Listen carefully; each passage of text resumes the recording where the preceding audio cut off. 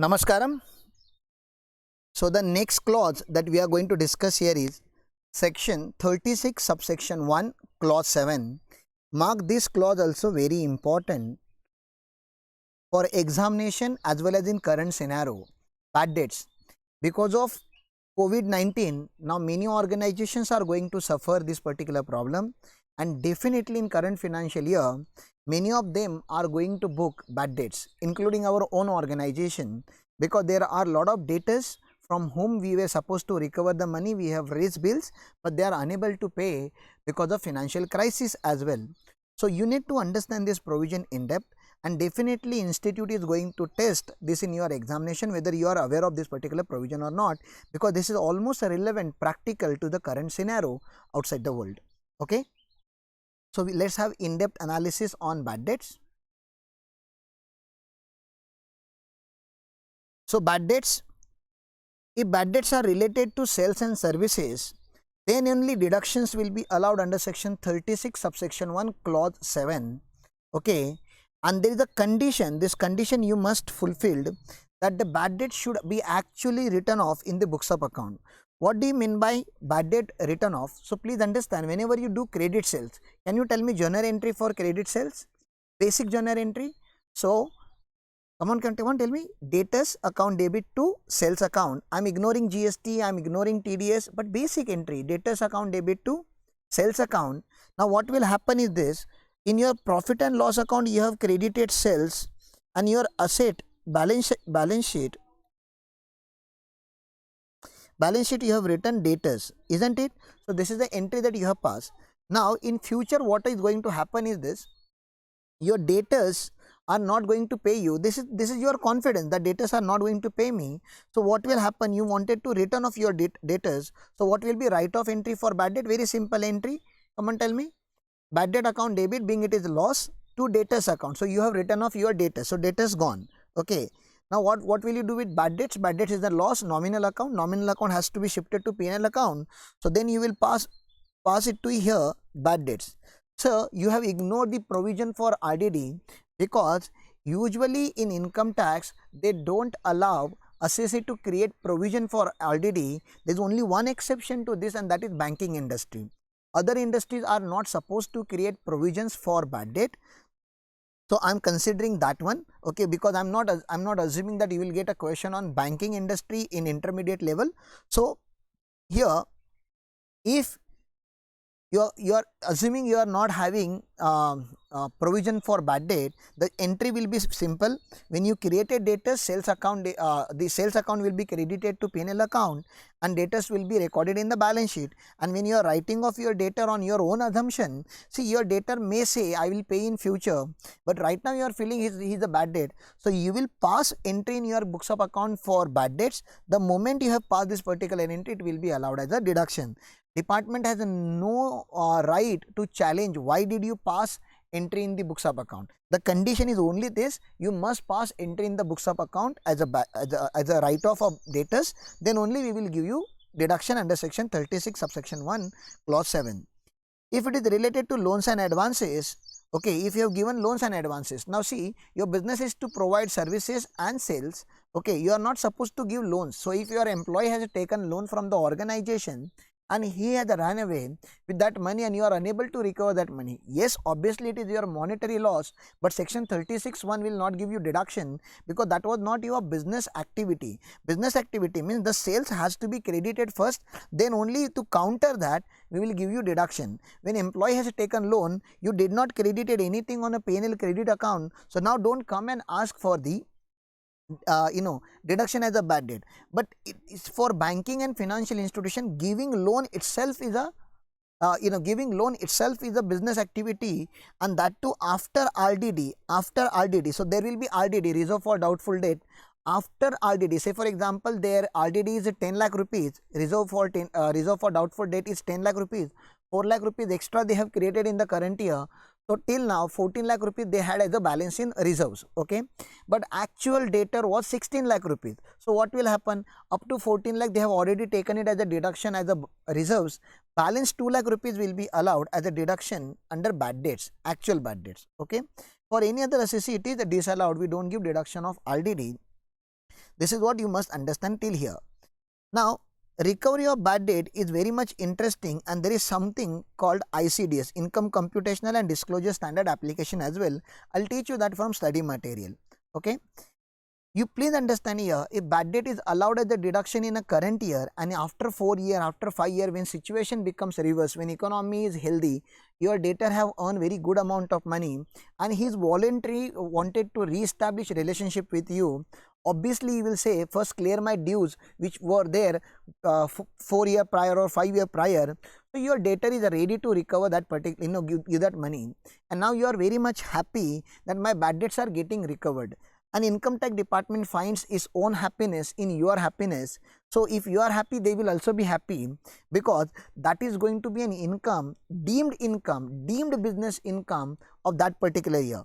Now please understand, when you recover your bad debts, it's not a new income to you.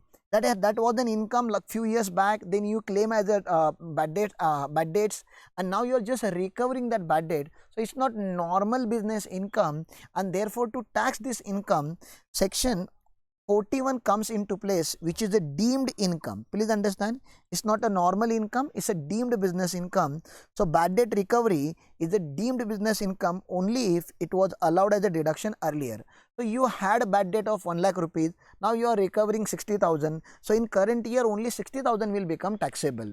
You had bad debt of 1 lakh rupees, you recovered 20,000, you will get deduction of 20,000. So whatever amount was allowed as a deduction, that much amount can become as a taxable income under section 41 in the year of recovery. The same concept we have also learned in IFHP. Just to reconnect this point, there is a section 25A in IFHP, income from house property, where you get you realize rent, you realize your unrealized rent. So it's a kind of recovery of bad debt of past rent, that was also taxable as a deeming income under IFHP head. This is also taxable under PGBP head, recovery of bad debt, but it is related to business bad debts. Now please understand, if your bad debts were rupees 10 lakh, okay, your bad debts were rupees 10 lakh, but department allowed by department, allowed by AO or allowed by department, okay, allowed by AO is only 8 lakh rupees. Allowed by AO is only 8 lakh rupees.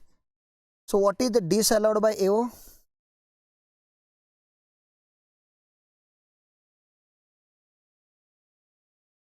Disallowed by AO is equal to 2 lakh rupees. You understood? So that was the disallowed in that year itself. That means you did not get benefit. You got benefit only of 8 lakh. Now in the third, after 3 years, after 4 years, you are going to recover this money. Say for example, you recovered only 5 lakh rupees. Amount recovered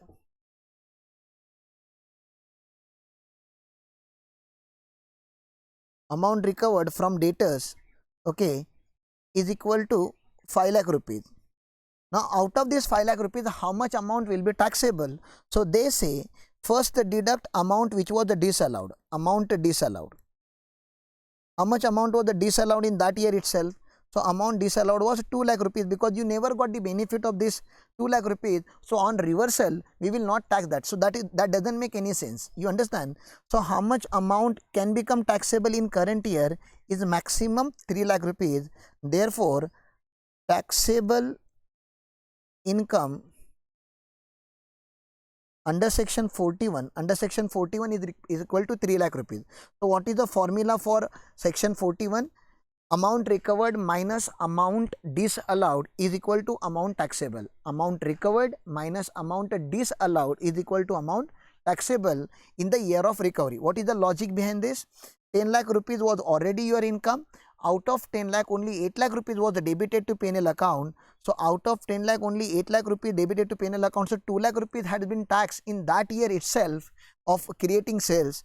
So right now, government cannot re-tax that 2 lakh rupees again. Therefore, whatever amount which was not allowed as a deduction in the year of bad debt will be subtracted before taxing income under section 41. This is the logic behind it. So let's have look at it from your module, and let's have the understanding of ICDS also.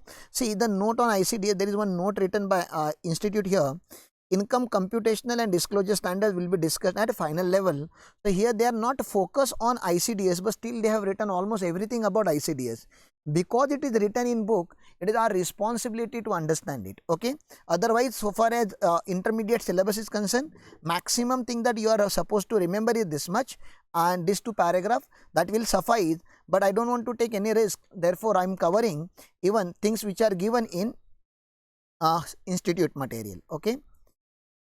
So bad debts, line by line I am going to explain. Please focus and try to understand everything one more time. These can be deducted subject to following condition. First, the debt or loan should be in respect of business. So first of all, it should be in respect of business which was carried on by the assessee during relevant previous year.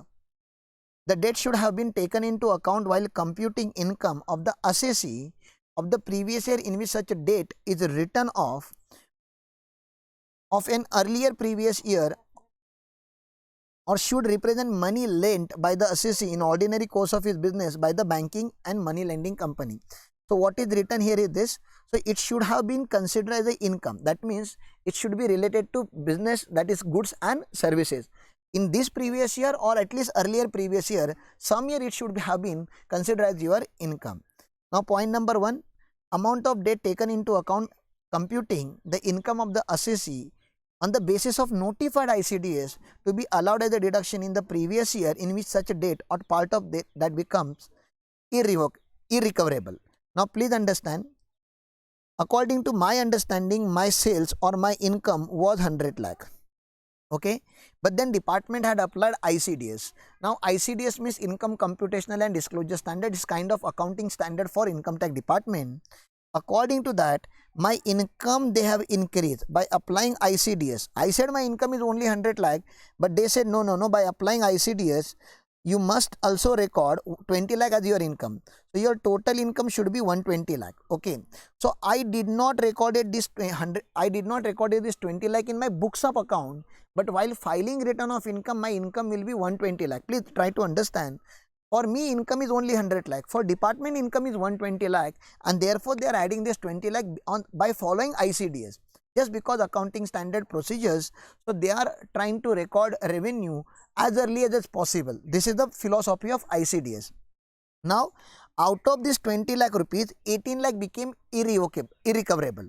18 lakh becomes irrecoverable, and the moment 18 lakh rupees become irrecoverable, so please understand, I have to debit as a bad debts. Okay. Now what was the condition to debit it as a bad debts? It should have become income of the assessee this year or any previous year, whereas I had never recorded as an income as per my books of accounts, and therefore I can't write it off now because there is no data standing in my balance sheet. It is just an adjustment done by ICDS. Because the department had added it on the basis of ICDS, now it is allowed as a deduction on the basis of ICDS only. So this is what is written here in table manner. Please understand here, where the amount of such debt or part thereof has been taken into account in computing, not in accounting, in computing income of the assessee on the basis of ICDS without recording the same in the books of account. So that's very important. If you have recorded in the books of account, then there is no argument from the assessee's point of view, because then you can easily write off, your data will be there in the balance sheet. Here the problem is there is no data standing in the balance sheet. I have never recorded this as income. ICDS have added this particular income to my books of accounts of the previous year in which such a debt has become irrecoverable of an earlier previous year. So any previous year they have added this particular income based on ICDS. Now what this was the first step. So department have applied ICDS and has increased my income either in this previous year or any previous year. Second step, such debt or part thereof shall be allowed in the previous year in which such debt or part thereof becomes irrecoverable. Okay, so now you can understand it is no more recoverable. You are having this confidence that this amount will not be recovered, and therefore in fact you might not have recorded in your books of account, but now department has to provide you benefit. Look at the benefit. And so these are the two conditions. This is the part A condition and this is the part B condition. Part A condition is it has become irrecoverable now, and it shall be deemed such debt or part thereof has been written off as irrecoverable in the accounts, because the condition was you will get bad debt as a deduction only if you pass entry in the books of account. Here you won't be passing any entry in the books of account, so they are deeming it shall be deemed that you have passed that entry of bad debt in your books of account, because it was the department who have added it. Now it is the department who is deeming it as a entry passed by the assessee in the books of account. So this was the overall understanding of ICDS along with section 36 subsection 1 clause 7. Let's continue. Deduction of differential amount of debt due as a bad debt in the year of recovery to the extent of deficiency in recovery. Look at this. If on the final settlement the amount recovered in respect of any debt where the deduction had already been allowed falls short of difference between debt due and the amount of debt allowed, the deficiency can be claimed as a deduction from the income of the previous year in which ultimate recovery of the debt is made. So this is again bad debt. So your amount due was 10 lakh rupees, but you recovered only 8 lakh rupees. So 2 lakh rupees balance will be allowed as a bad debt. It is permissible for AO to allow deduction in respect of bad debt or any part thereof in the assessment year of a particular year and subsequently to allow the balance amount, if any, in the year in which ultimate recovery is made, and that is to say when the final result of the process of recovery comes to known. So that depends, you understand. Recovery of bad debt subsequently. So this is section 41 subsection 4 which tax recovery of the bad debt. So it's a deemed income, deemed business income, which we have already discussed. Okay, look at the paragraph. If the deduction has been allowed in respect of the bad debt, so first condition, deduction should be allowed as a should be allowed by the department in respect of bad debt, then only deeming section will come into 4. And subsequently the amount recovered in respect of such debt is more than, okay, amount recovered is more than the amount due after the allowance has been made, the excess shall be deemed to be profit and gain of a business or profession and will be chargeable of the previous year in which it is recovered, actually recovered, whether or not business or profession in respect of which deduction has been allowed is in existence at that time. So in the year of recovery your business may or may not be in existence, still it will be taxable under the head PGBP. Formula I have already told you, simple formula, business income is equal to amount recovered minus amount disallowed. Okay, amount recovered minus amount disallowed, that balance amount will be taxable in the year of recovery. Okay, so this is all I wanted to discuss here. Now there is one more section, section 36 subsection 1 clause 7a. Okay, this talks about RDD, reserve for doubtful debt. So for this I may record lecture separately, not here, because you can see it is not there in syllabus, intermediate syllabus. Separately I will record for CMA student. So allow me to have this section pending. If I forget, then please put this in comment box when you go through section 36, which all of the clauses which are not covered under CA inter module we will definitely try to cover in CMA dedicated lectures. Thank you.